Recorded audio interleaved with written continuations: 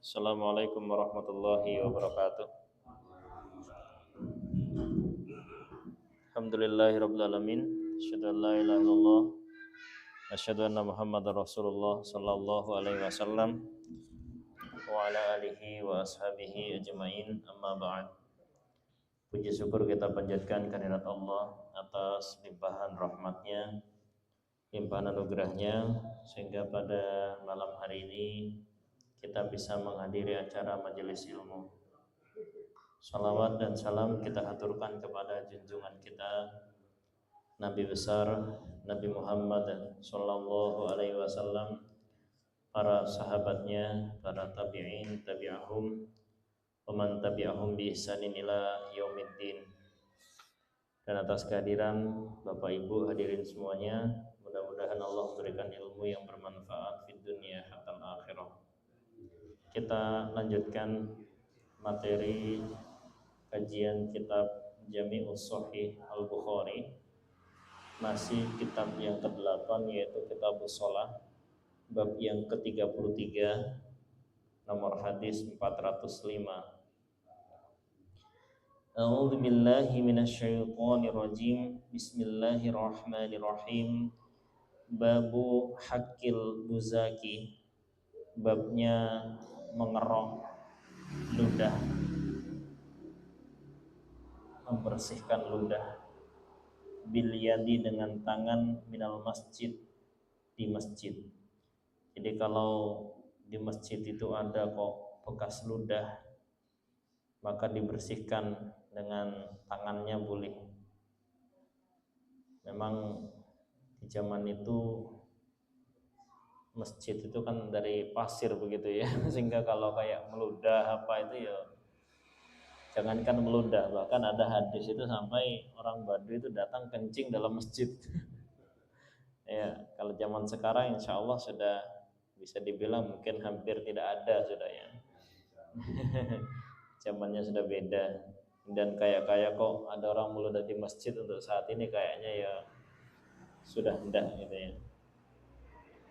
Tapi seandainya ada, maka itu harus dibersihkan. Nah, kadang-kadang yang besar tidak, yang kecil kadang-kadang di situ meludah atau muntah, atau harus dibersihkan. Haddatsana Qutaibah qala haddatsana Ismail ibnu Ja'farin an Humaydin an Anas anna Nabiyya, sesungguhnya Nabi sallallahu alaihi wasallam iku ro'a, melihat siapa Nabi, nukhamatan, pada ludah, fil kiblah, di arah kiblat. Jadi di tempat sujud itu ada bekas ludah.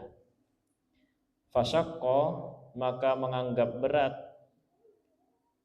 dzalika, demikian itu, alaihi, atas Nabi. Maka Nabi betul-betul merasa ini pelanggaran yang berat ini.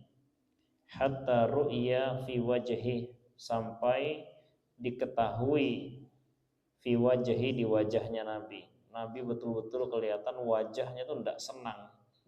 Kok ada orang meludah ke arah kiblat, meludah di tempat sujud. Faqama, maka berdiri siapa Nabi, fahakkahu, maka mengerok siapa Nabi, biyadihi, dengan tangannya. Maka Nabi kemudian berdiri dan membersihkan sendiri dengan tangannya. Ini salah satu bentuk cara Nabi mengajari para sahabat, yaitu dengan mencontohkan. Ini ketika di pondok, ya, di pondok, pengalaman pribadi. Ketika saya meminta anak-anak, itu loh ada paret dibersihkan, ya tidak ada yang gerak itu. Ketika saya masukkan tangan ke paret, dibersihkan gitu loh, ikut semua masuk tangan. Ya, ini cara mengajar, kadang-kadang kita harus mencontohkan. Maka ketika ada zaman Nabi ngomong terus orang-orang enggak bergerak gitu. Maka kemudian ada sahabat yang langsung mencontohkan, maka yang lain ikut. Nabi kemudian mengatakan bahwa siapa yang menjadi lantaran gitu ya, yang membuat sunnah yang baru ini bagus ini kemudian diikuti, maka dia dapat pahalanya. Kadang-kadang orang duduk datang nggak ngapa-ngapain, terus ada orang sholat, terus yang lain ikut, saya pun ikut sholat, ikut dia sholat, nah, kita dapat kiriman pahala ya. Nah, Nabi mencontohkan hal mengajar itu tidak hanya perintah, tapi kadang-kadang langsung praktek. Buktinya ketika melihat ludah, dia tidak senang, langsung dilihat, langsung berdiri, ya, membersihkan ludah itu. Faqala, maka bersabda Nabi, inna ahadakum, sesungguhnya salah satu kalian, idza qama fi sholatih, ketika salah satu kalian berdiri dalam sholatnya, fa innahu, maka sesungguhnya ahad iku yatanaha rabbahu, dia sedang berbisik-bisik atau berbicara dengan Tuhannya. Jadi orang kalau sholat itu sama gambarannya dengan orang sedang berbicara dengan Tuhannya gitu ya. Ya, maka kita berusaha sholat kita tuh betul-betul merasa dekat dengan Allah, terutama dalam kondisi sujud. Atau Nabi bersabda, inna rabbahu bainahu wa bainal qiblah, sesungguhnya Tuhannya ahad itu di antara dia dengan kiblat. Artinya Allah itu sangat dekat dengan dia. Jadi hadis yang pertama tadi seakan-akan orang berbicara dengan Allah. Hadis yang kedua seakan-akan Allah itu di depannya dia, bahkan sebelum kiblat itu. Yang menunjukkan kalau kita sampai pada derajat ihsan, maka kita itu beribadah seakan-akan melihat Allah, ya, atau paling tidak merasa seakan-akan dilihat oleh Allah. Nah, fala yabzuqanna ahadukum kibalal kiblatihi, maka jangan meludah sungguh siapa ahadukum, salah satu kalian, kibala kiblatihi, ke arah kiblatnya. Corone mau meludah itu jangan meludah ke depan ke kiblat, seakan di situ ada Allah kok meludah gitu, tidak sopan sama sekali itu.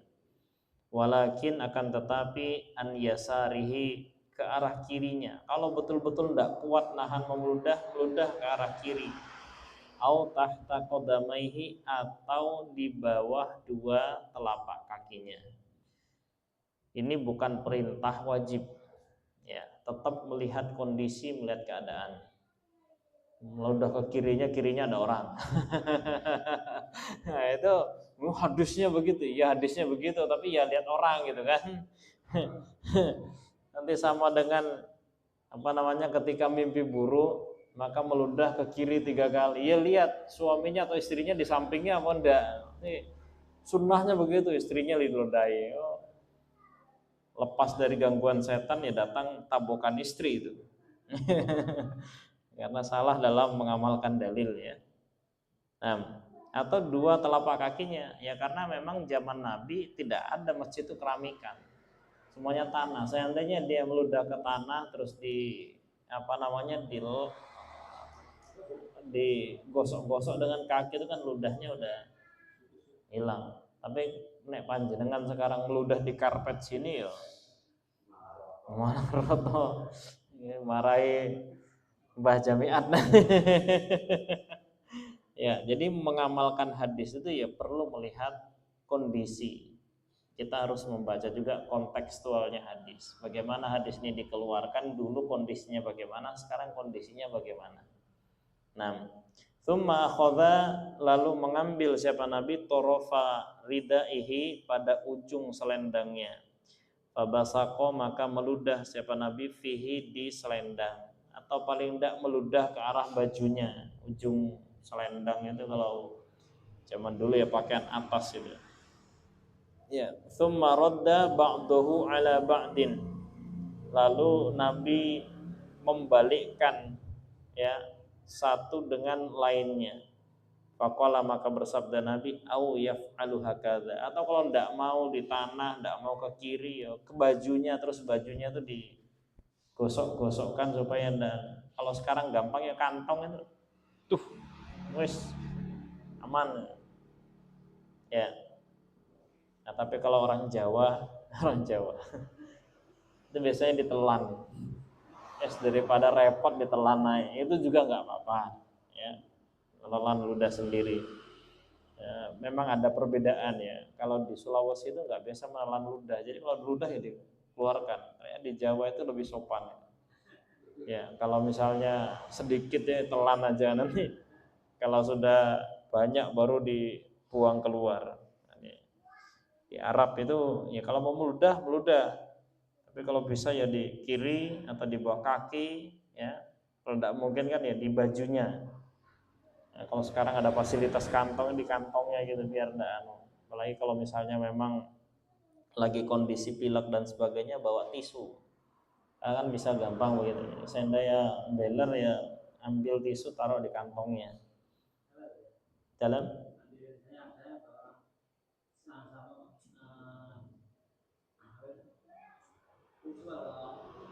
sapu tangan.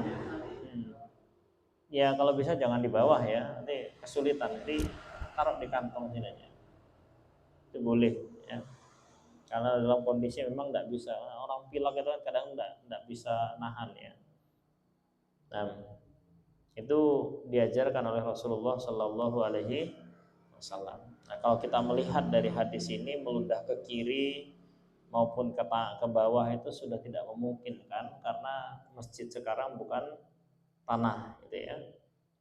Nah, maka paling memungkinkan adalah bentuk yang ketiga dengan meludah ke arah baju atau apa yang disiapkan begitu ya. Seperti sapu tangan atau tisu. Tisu itu lebih praktis lagi. Begitu selesai sholat buang. Nah,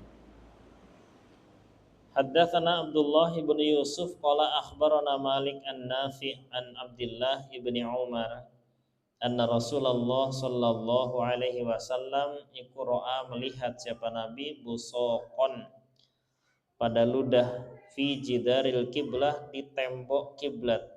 Kalau sekarang panjenengan sholat itu di sini ada ludah nempel gitu. Ya, ludah bukan ludah yang cair, yang kental gitu. Nah, summa kemudian fahakkahu maka mengerok siapa Nabi hu pada ludah. Summa aqbala 'alan nas, lalu dia menghadap kepada manusia.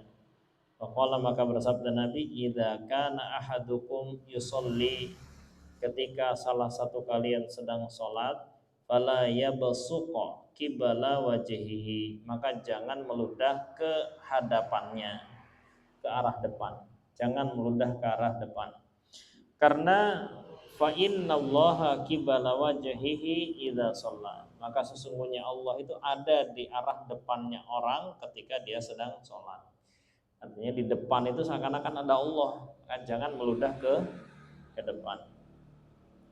Haddatsana Abdullah ibnu Yusuf qala akhbarana Malik an Hisham ibni Urwah an abihi an Aisyah ummil mukminin anna Rasulullah sallallahu alaihi wasallam iqra'a melihat siapa Rasul fi jidaril kiblah ke arah tembok, mukhatan pada ingus, au busaqan atau ludah, au nukhamah atau bahasa Jawanya umbel apa itu. Fahakkahu maka mengerok siapa Nabi hu pada ludah. Mengerok artinya membersihkan bekas ludah tersebut.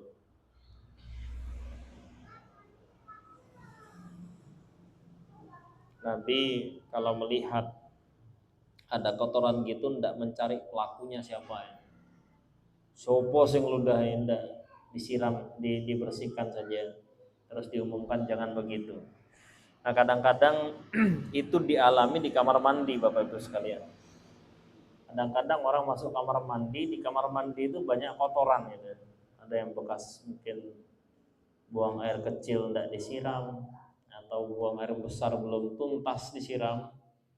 Ya, panjenengan enggak usah nyari sopo pelakunya, langsung disiram saja.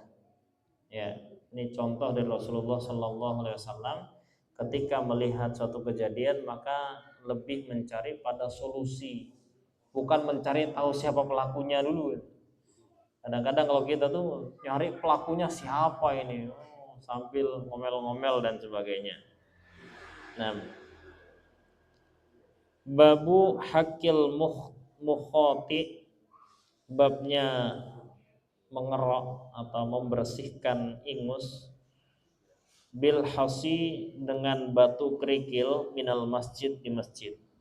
Kalau misalnya tidak mentolo dengan tangan ya boleh dengan batu kerikil atau benda-benda yang lainnya yang ada di masjid. Haddatsana Musa ibnu Ismail qala akhbarana Ibrahim ibnu Sa'din akhbarana ibnu Shihabin an Humaid ibni Abdurrahman anna Abu Hurairah wa Abu Sa'id haddatsahu, sesungguhnya Abu Hurairah dan Abu Sa'id bercerita kepada Humaid bin Abdurrahman, anna Rasulullah, sesungguhnya Rasulullah sallallahu alaihi wasallam iku ro'a melihat siapa Rasul nukhamatan pada ludah fi jidaril masjidi di temboknya masjid. Fatanawala maka mengambil siapa Nabi hasotan pada kerikil. Fahakkaha maka mengerok siapa Nabi ha pada ludah, membersihkan. Sekarang bisa diibaratkan kerikil atau benda-benda lain atau bahkan tisu begitu ya. Faqala maka bersabda siapa Nabi, idza tanakhama ahadukum, ketika salah satu kalian meludah, fala yatanakhamanna, maka jangan meludah sungguh siapa ahad kibala wajahihi ke arah depannya, wala an yaminih dan jangan ke arah kanannya, wal yabsuqa hendaklah meludah dia an yasari ke arah kirinya, au tahta qadamihi al yusra atau ke bawah kaki kirinya. Ini dalam kondisi sholat ya. Dalam kondisi sholat jangan meludah ke depan atau ke arah kanan, tapi ke arah kiri atau ke kaki yang bagian kiri terus diinjak dengan kaki kirinya. Nah, kembali saya ingatkan bahwa hadis seperti ini juga dibaca dengan kontekstual. Ya, kalau misalnya sekarang itu sudah bukan pasir masjidnya, ya sebisa mungkin jangan dikerjakan kemudian mengatakan ini adalah sunnah gitu ya. Itu kasihan yang bersih-bersih masjid itu. Babul laya basuqa, tidak boleh meludah siapa orang an yaminihi fi sholati, ke arah kanan dalam waktu sholat. Nah, hadisnya kurang lebih sama, cuma ditekankan oleh Imam Bukhari, maka dibuatkan bab yang tersendiri. Haddatsana Yahya ibnu Bukairin qala haddatsana Al-Laits an Uqailin an Ibni Shihabin an Humaid ibni Abdurrahman anna Abu Hurairah wa Abu Sa'id akhbarahu anna Rasulullah sallallahu alaihi wasallam iku ro'a melihat siapa Rasul nukhamatan pada ludah min haitil masjid, fi haitil masjid, di temboknya masjid. Fatanawala maka mengambil siapa Rasulullah sallallahu alaihi wasallam hasotan pada kerikil. Fahattaha maka mengerok atau membersihkan siapa Nabi ha pada ludah. Tsumma kemudian qala bersabda Nabi, idza tanakhama ahadukum, ketika salah satu kalian meludah, fala yatanakham fi qibala wajhi, maka jangan meludah ke depan, arah depan. Wala an yaminih dan jangan ke arah kanannya. Wal yabsuqa dan hendaklah meludah siapa orang an yasari ke arah kirinya, au tahta qadamihi al yusra atau ke bawah kaki kirinya. Konteksnya ini dilakukan ketika masjid itu memang masih terbuat dari pasir atau tanah. Kalau sekarang dipraktekkan itu malah tambah ruyem ya. Seperti ada hadis seorang badui tadi kencing di masjid, maka Nabi mengatakan jangan diganggu, biar selesai kencing kemudian ambil air seember, siramkan air seember itu, maka masjidnya sudah suci. Itu hadisnya sahih, tapi konteksnya ya, konteksnya keadaannya masjid waktu itu masih terbuat dari pasir, sehingga ketika disiram air maka airnya meresap ke dalam. Nah kalau sekarang masjidnya sudah keramik, ada orang kencing jenengan siram saember, itu malah tambah najis semua. Ya, najis semua. Dan najis itu Bapak Ibu sekalian berbeda dengan bersih. Ya, suci itu berbeda dengan bersih, kotor itu berbeda dengan najis. Kalau suci itu tatanannya syariat, ada tata caranya. Kalau misalnya ada bekas kencing di situ, maka nomor satu diambil dulu bekas kencingnya, entah dengan lap kering atau apa, pokoknya diambil dulu benda najisnya, dibuang. Di situ masih najis. Nah setelah najis, ambil kain yang yang basah, ya basah tapi tidak nepes-nepes gitu. Ambil sekali atau 2 kali atau 3 kali sampai dirasa di situ najisnya sudah hilang. Nah itu, maka itu namanya mensucikan, artinya mengangkat najis. Nah tapi kalau kayak di rumah sakit, ini yang saya perhatikan, rumah sakit itu bersih Pak, ada yang tukang bersih-bersihnya itu.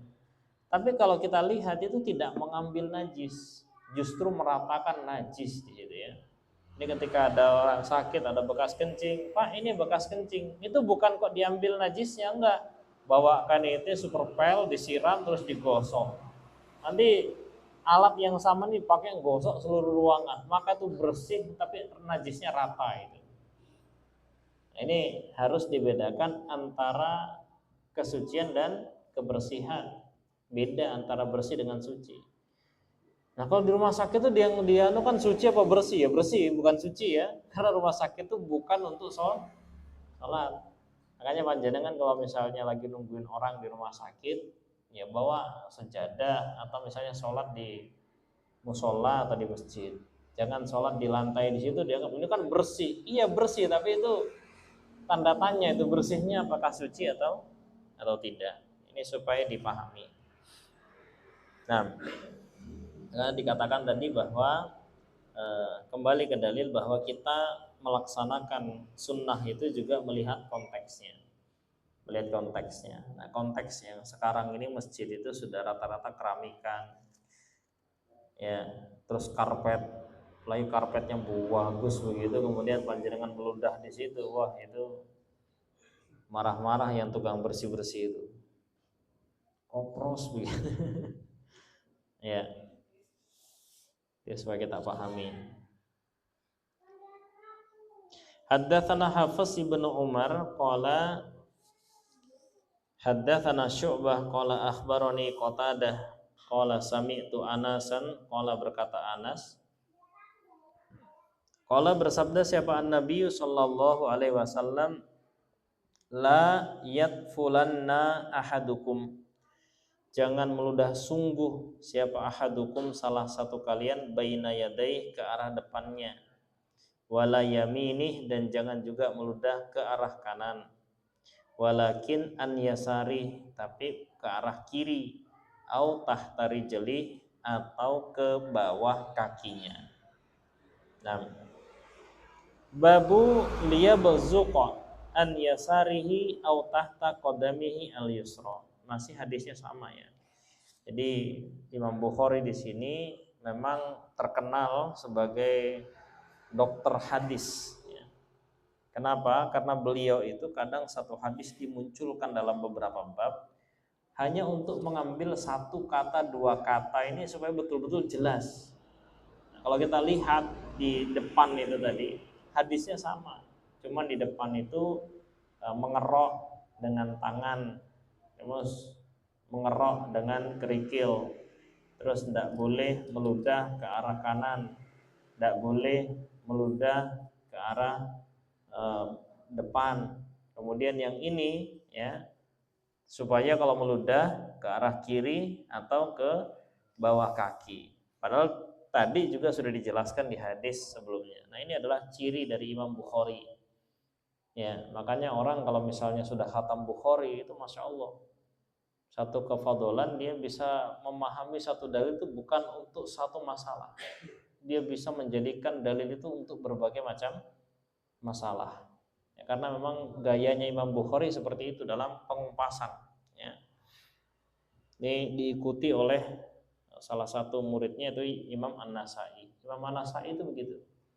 Kalau di Enggana itu pagi itu ngaji Imam Nasai. Kadang-kadang satu hadis ini muncul di 10 bab, sama dengan Bukhari itu. Sama, mirip dia. Berbeda dengan Imam At-Tirmidzi. Imam At-Tirmidzi itu satu hadis itu Masya Allah dimunculkan pendapat 4 mazhab sampai 5 mazhab. Mazhab itu yang ada, kalau yang pernah saya pelajari ada 12 sebenarnya. Cuman yang masyhur dan bertahan hingga saat ini ada 4 mazhab. Kalau ngaji Imam Tirmidzi, paling kita ngaji itu satu hadis per pertemuan, karena satu hadis itu pembahasan mazhabnya banyak sekali. Itu bikin kita itu terbuka. Oh, berbeda itu hal yang biasa. Bahkan dalam satu dalil kadang-kadang kita beda memahaminya. Dan kita harus menghormati sesuatu yang berbeda. Nah, itu gayanya Imam At-Tirmidzi, agak berbeda. Haddatsana Adam qala haddatsana Syu'bah qala haddatsana Qatadah qala sami'tu Anasa ibnu Malikin qala bersabda siapa an-Nabi sallallahu alaihi wasallam, innal mu'mina, sesungguhnya orang iman,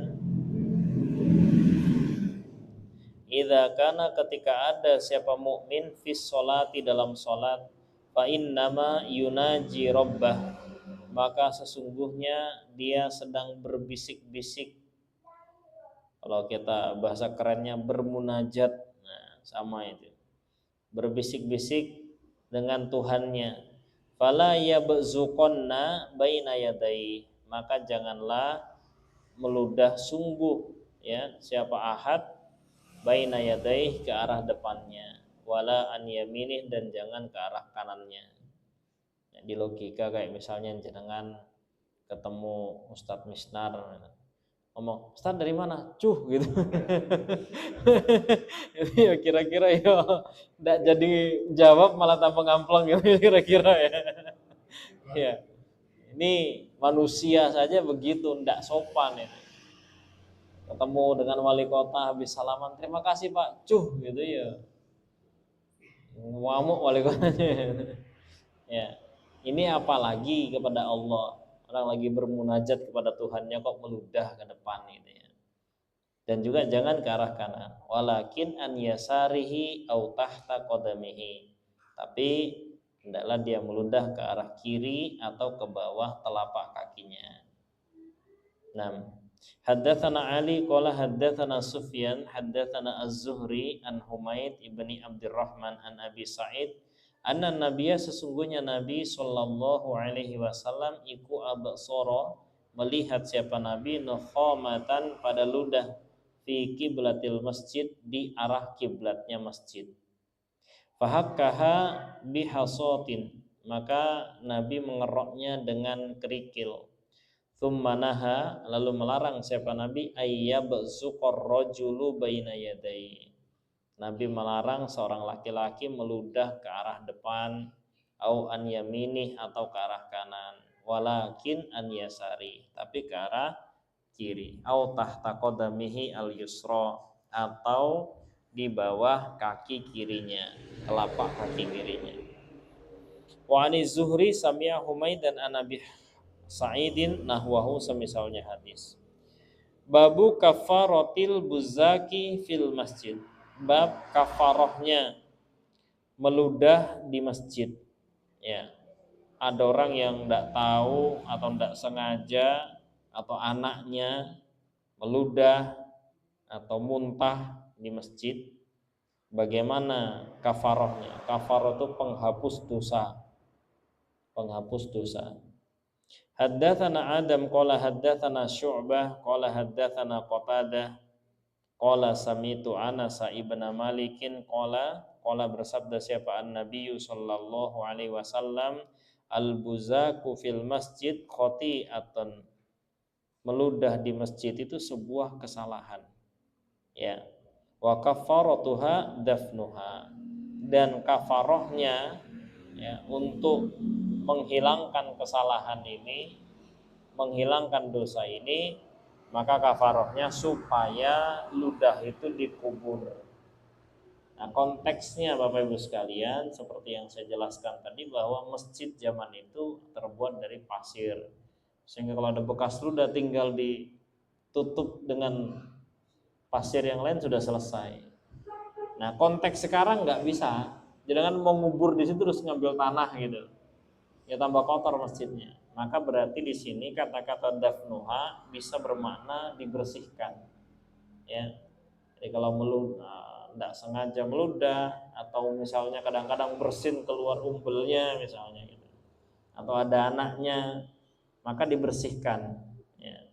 Kalau zaman dulu dikubur karena konteksnya masjidnya terbuat dari pasir. Kalau sekarang masjid rata-rata terbuat dari keramik, ya, maka tidak dikubur tapi dibersihkan. Babu dafni nukhamati fil masjid. Babnya mengubur ludah di masjid. Ini masih sama lagi hadisnya.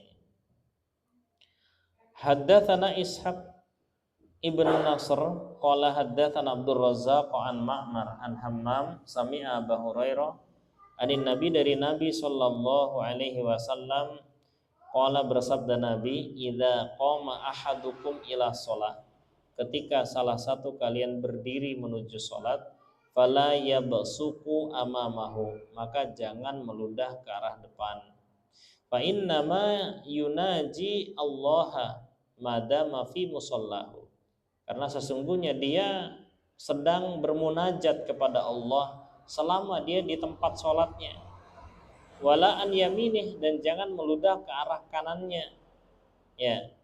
Fa inna an yaminih malakan, karena di arah kanan itu ada malaikat, ya, ada malaikat yang menunggui, ya. Wal yabsuqa an yasari, hendaklah seseorang meludah ke arah kiri, au tahta qadami, atau di bawah kakinya. Fayadfinuha, maka mengubur dia, ya, pada ludah. Kalau masjidnya terbuat dari pasir lantainya. Babun idza badarahu al-buzaku, bab ketika mentergesakan padanya opo al-buzaku, ludah, artinya dia tidak kuat menahan untuk tidak meludah. Falyakhudh bi tarafi thawbihi, maka hendaklah dia mengambil ujung pakaiannya. Terus pakai pakaian diludahkan ke pakaian itu, terus dikucek-kucek begitu. Udah rodok hilang itu terus dilepas. Zaman Nabi seperti itu. Nah, kalau sekarang itu ada kantong baju, ada sapu tangan, ya dimasukkan ke situ. Nah, ini yang lebih aman karena lantai kita bukan lantai pasir. Haddatsana Malik ibnu Ismail qala haddatsana Zuhair qala haddatsana Humaid an Anas anna Nabiyya sallallahu alaihi wasallam iku ra'a nukhamatan fil qiblah. Nabi melihat ludah di arah kiblat. Fahakkaha biyadih, maka Nabi mengerok dengan tangannya. Wa ru'iya minhu karahiyatun, dan dilihat dari wajahnya Nabi ada kebencian. Ya, kebenciannya Nabi itu bukan karena membersihkan ludah, ya, tapi karena orang ini tidak meludah tidak pada tempatnya. Kadang-kadang kita itu kan meludahnya marahnya itu karena diri kita. Ini aku sing resik-resik lah, itu marahnya karena diri kita. Nabi itu tidak marah ketika dia bersihkan ludah, itu bukan itu yang bikin dia marah. Yang bikin dia marah itu, kenapa orang ini sholat kok meludah ke depan itu? Oh, tidak sopan sama Tuhannya. Itu yang bikin Nabi itu marah. Kita kadang-kadang yang bikin marah itu sesuatu yang bikin kita rugi gitu ya. Nah, akan Nabi dihina bagaimanapun, kalau dirinya dihina dia diam saja. Tapi kalau ayat Allah yang dihina, maka dia marah, bisa sampai memerangi orang. Ya. Karena memang yang dilihat adalah pembelaannya terhadap syiar-syiar dari Allah.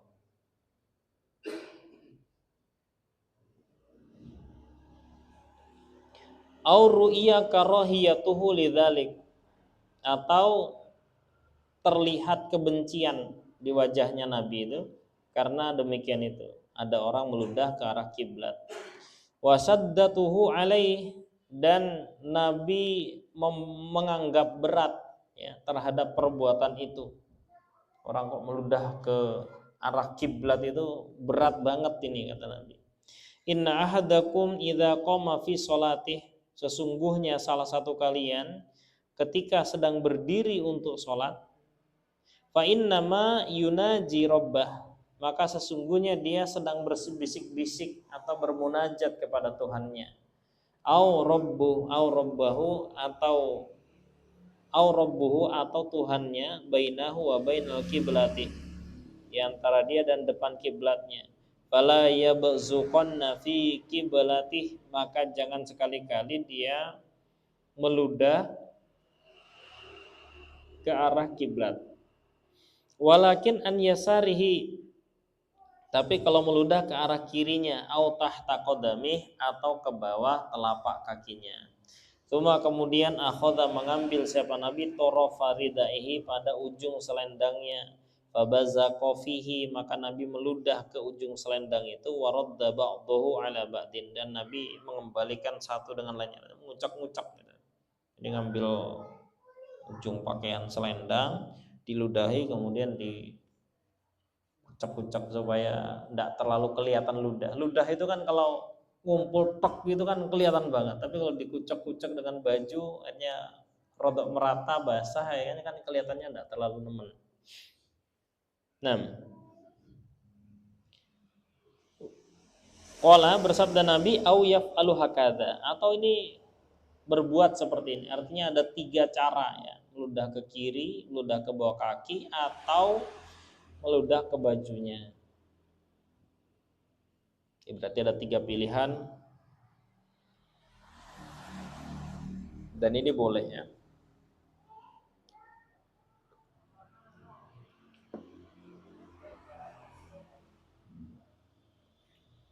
Babu idzatil imam, bab menasehatinya seorang imam, an-nasa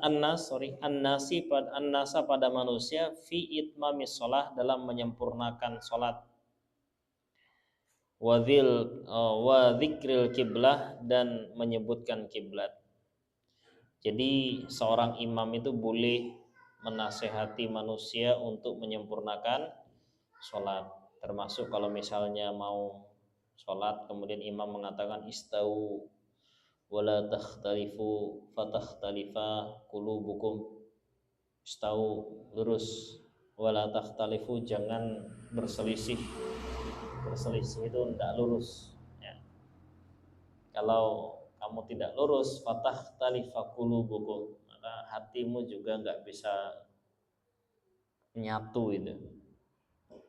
Nah, atau misalnya kalimat-kalimat yang lain ya, yang ada yang bahasa lain-lain atau bahasa Indonesia, barisnya diluruskan, dirapatkan mulai dari awal sampai akhir. Nah, itu juga termasuk nasihat agar seorang makmum itu menyempurnakan sholatnya. Termasuk diantaranya kalau misalnya panjenengan membaca ayat sujud yang orang lain tidak tahu. Kadang-kadang itu Bapak Ibu sekalian, ada hal yang jarang dipraktekkan orang sehingga tidak banyak yang tahu. Seperti misalnya ada ketika Nabi menemukan ayat sujud dalam sholat, maka Nabi langsung sujud. Dalam kondisi baca Al-Fatihah terus baca ayat, kok ada ayat sujud, maka langsung sujud. Setelah sujud berdiri lagi melanjutkan ayat. Nah, kalau misalnya di masyarakat awam itu tidak pernah dipraktekkan, maka sebelum kita melakukan itu ngomong dulu, nanti ayatnya ada yang sujud. Jangan kaget. Kalau seperti itu nanti silakan kita ikut sujud dulu, nanti berdiri melanjutkan. Nah, kadang-kadang karena tidak diberitahu, jamaah yang tidak tahu dia malah protes, subhanallah. Begitu dia sujud berdiri, pikirnya jamaah tadi, oh berarti dia mendengarkan saya, padahal enggak. Emang dalilnya begitu, subhanallah gitu ya. Nah, ini supaya kita pahami. Atau ada yang saya pernah lihat itu video di salah satu masjid di Timur Tengah. Imamnya ngomong, nanti saya membaca dengan bacaan kisai, bacaan waros, karena cara membaca Quran itu kan ada 7 cara membaca yang berbeda. Siapa tahu makmumnya tidak tahu. Ya. Maka kalau misalnya makmumnya tidak tahu, tidak dikasih tahu, dia kadang-kadang negur tanpa tahu.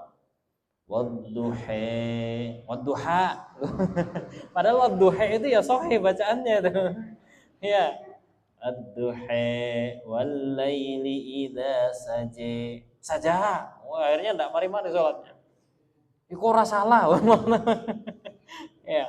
Jadi kadang-kadang seorang imam itu harus memberitahu, menasehati, memberitahu untuk kesempurnaan sholat, termasuk imamnya nanti mau apa. Termasuk yang saya alami Bapak Ibu sekalian, saya itu kan tahunya kalau di Muhammadiyah itu ada yang namanya HPT. Di HPT Muhammadiyah itu sholat tarawih itu caranya ada 2 yang dipakai, yaitu 4-4-3 atau 2-2-2-2-2-1. Nah, kemarin di MBT itu saya tahunya di sini kan Muhammadiyah, ya udah saya pakai pertama saya 4-4, oke. Minggu depannya ngimami di sini apa ada yang pakai 2? Oh iya Ustaz, boleh 2. Ya saya pakai 2. Ya pikir saya 2-2-2-1 gitu. Begitu rakaat kelima, loh dia tadi sudah 4 kali, 5 kali. Iya 5 kali.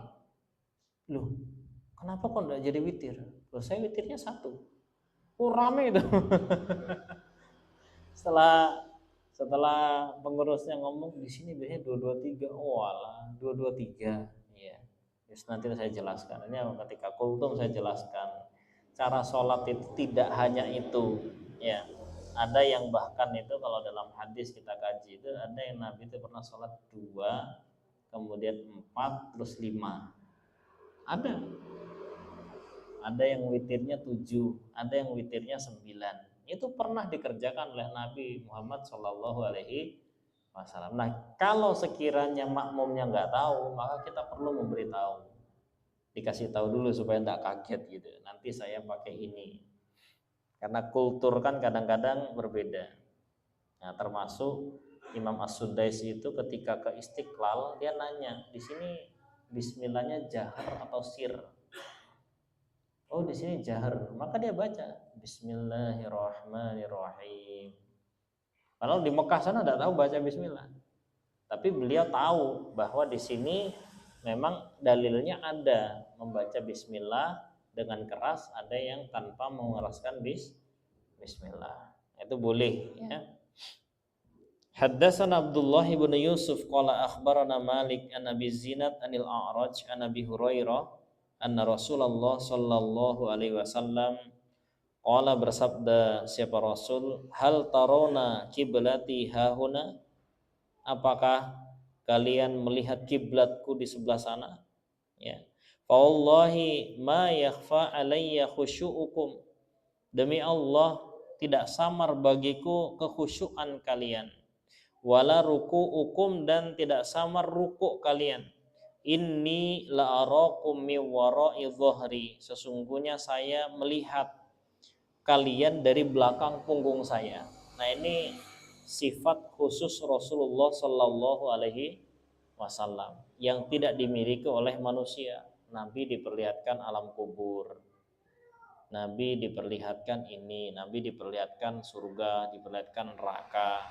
Termasuk Nabi itu bisa melihat sahabatnya itu, meskipun Nabi menghadap ke depan, dia tahu sahabatnya yang tidak khusyuk, yang tidak tenanan itu tahu.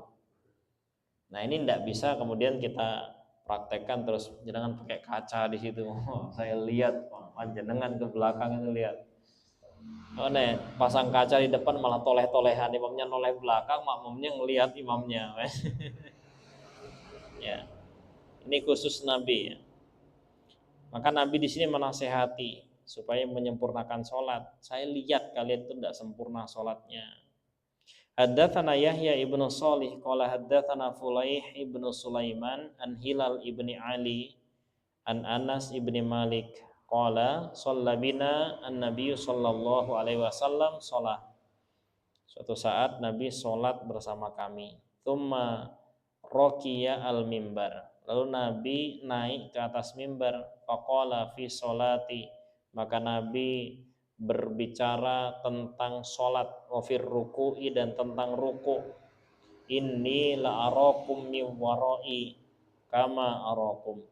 Sesungguhnya saya bisa melihat kalian di belakangku seperti saya melihat kalian. Artinya Nabi sholat menghadap ke depan itu dia betul-betul tahu kalian di belakang itu ngapain.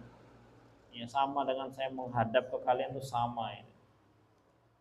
Jazakumullah khairan. Itu yang bisa saya sampaikan insyaallah. Mungkin sebelum kita tutup ada yang mau bertanya, dipersilakan.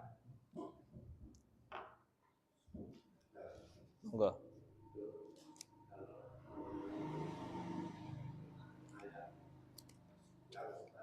Sujud, nggih.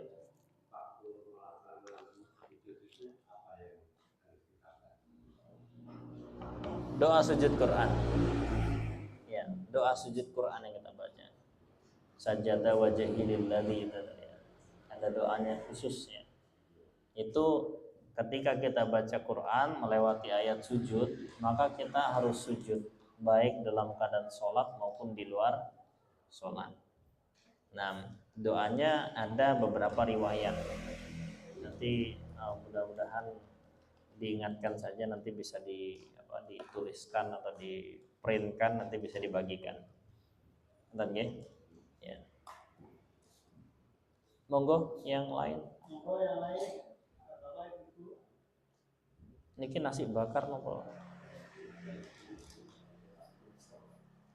Enggak, kalau ada yang lain silakan. Dalam? Oh nggih, nanti ya. Ada lagi? Kalau majelis ini belum ditanya Pak Anam enggak bisa ditutup maksudnya. Monggo.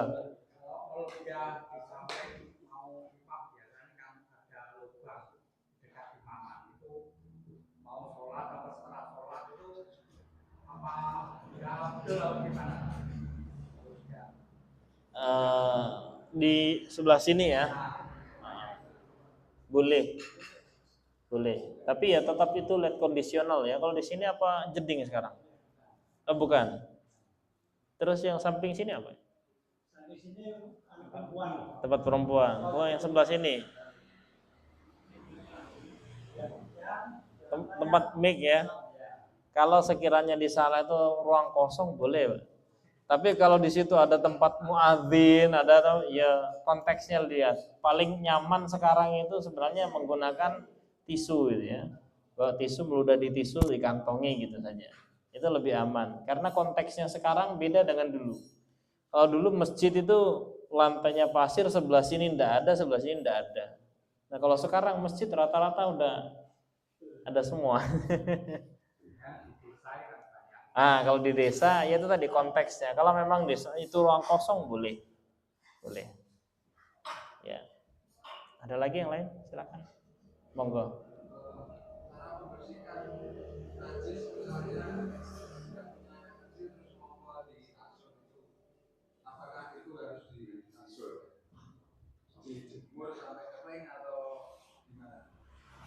Kasur yang sudah dikencingi oleh anak, maka kasur itu najis.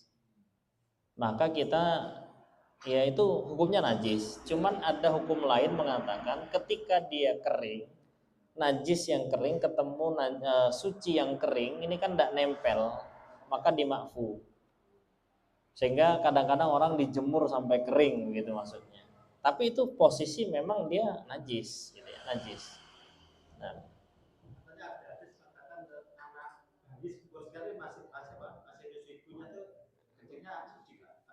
Tidak ada. Eh, Kalau bayi perempuan najis dari awal.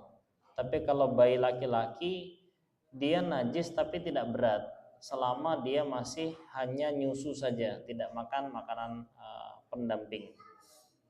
Nah, itu ada dalilnya. Tapi najisnya untuk perempuan kadarnya udah apa? Langsung besar ya. Mughalladh tuh ya, langsung besar. Ya. Apakah dia masih menyusu saja atau sudah makan yang lain? Nah, oke, waalaikumsalam. Ada pertanyaan mungkin Pak? Oh iya, monggo.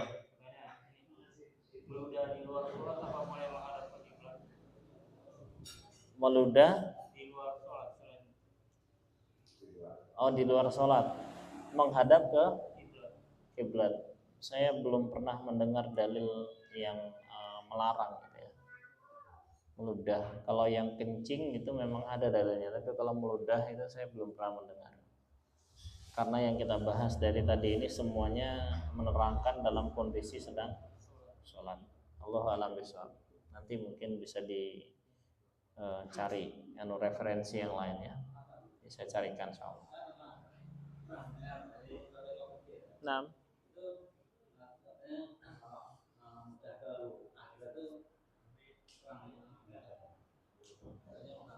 kurang beradab.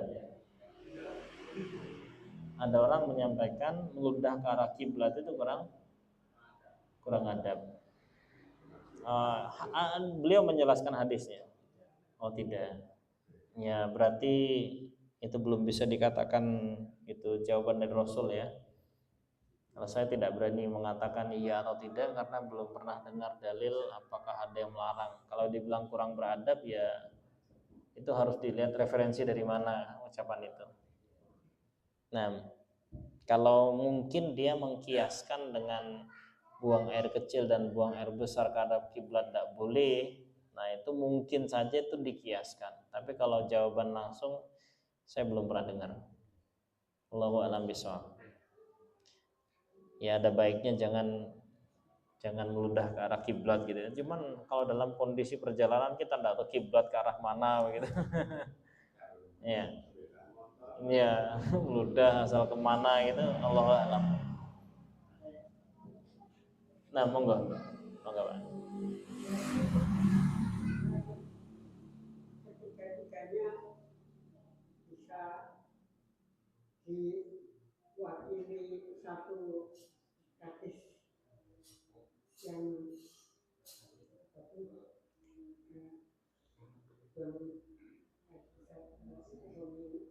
Buang air besar itu.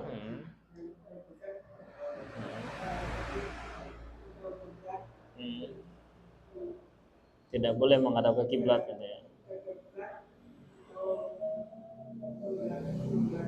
Kiblat. Nah, kalau untuk buang air besar dan buang air kecil itu jelas hadisnya. Tapi kalau yang meludah saya belum pernah dengar. Saya belum pernah dengar. Apakah nanti di pembahasan lain Bukhari? Karena yang tadi kita bahas ini adalah dalam kondisi sholat. Ya. Dalam.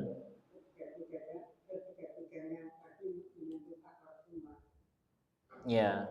Namun kalau teks langsung hadisnya tidak saya temukan masih ya. Saya tuh khawatir kalau dikiaskan begitu, karena buang air besar, buang air kecil dengan meludah ini hal yang berbeda. Saya khawatir kalau saya kiaskan seperti itu kemudian memberatkan manusia ketika panjenengan naik motor kemudian meludah di kiblat napa ndak itu loh. Karena ada hadis yang mengatakan barang siapa yang menyusahkan dirinya, memberatkan dirinya atau hulu berlebih-lebihan dalam memahami sesuatu maka dia akan memberatkan dirinya sendiri. Akhirnya orang mau meludah ketika mengendara ini bingung nih. Turun dulu, ngukur kiblat dulu baru meludah gitu kan. Memberatkan. Nah, tapi kalau misalnya kita memang buang air besar, buang air kecil ini kan jelas kondisinya ya. Tidak mungkin kita sambil berkendaraan sambil Kencing sambil naik motor kan ya enggak mungkin gitu Pak ya. Nah, ini saya anggap meludah dengan buang air besar ini sesuatu yang agak berbeda. Nah, tinjauan hadis meludah ke kiblat ini saya belum bisa menjawab dengan gamblang. Nanti coba saya carikan dulu fatwanya ulama yang kontemporer itu bagaimana. Insya Allah di pending ya, minggu depan coba saya carikan. Daripada nanti saya salah jawab. Saya khawatirnya kalau itu saya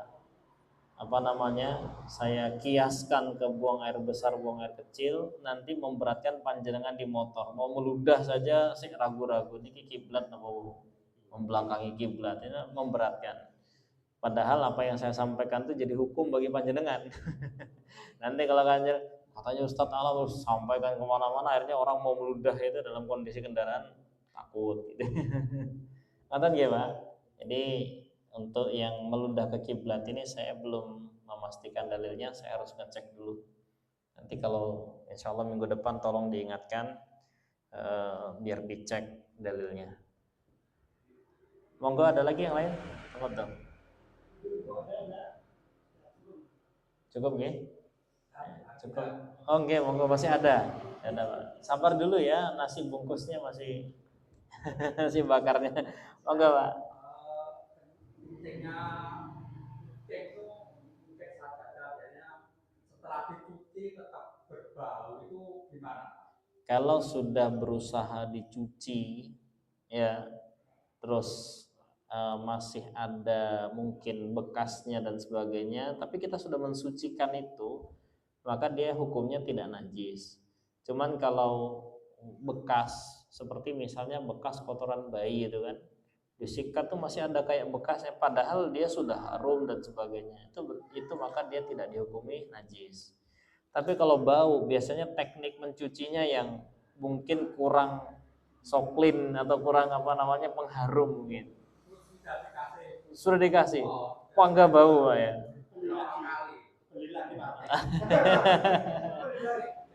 Maka itu tidak dihukumi najis karena kita sudah mensucikan gitu Pak ya. Itu tidak dihukumi najis. Nah, karena zatnya sudah hilang dan sudah kita sucikan. Nonton nggih? Nggih. Monggo.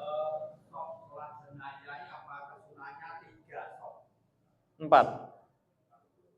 Sunnahnya dijadikan 4 soft, meskipun tidak harus penuh semua, tapi dijadikan 4. Itu ada fadilahnya tersendiri, ya, ada tuntunannya. Jadi kalau misalnya bisa sebisa mungkin dijadikan 4 baris. Misalnya ada 8 orang, ya udah 2-2 gitu, jadi 4. Ngerti nggih? Ya. Jazakumullah khairan, banyak kekeliruan, mohon maaf yang sebesar-besarnya. Assalamualaikum warahmatullahi wabarakatuh.